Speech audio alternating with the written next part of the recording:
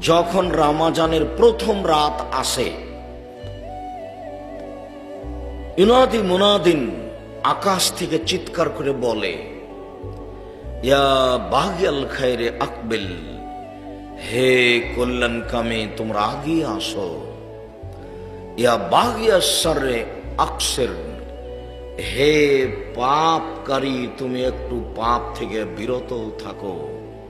ওয়ালিল্লাহি উতকা মিনান নার, প্রত্যেক রাতে জাহান্নাম থেকে মুক্তি ঘোষণা হচ্ছে, প্রত্যেক রাতে জাহান্নাম থেকে মুক্তি ঘোষণা হচ্ছে, প্রত্যেক রাতে জাহান্নাম থেকে মুক্তি ঘোষণা হচ্ছে।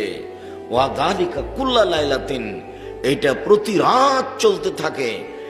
এই যে রমজানের রাত শুরু হলো, সেদিন থেকে আকাশের দরজা খুলে দেওয়া হয়েছে একবারে পুরো রমজান।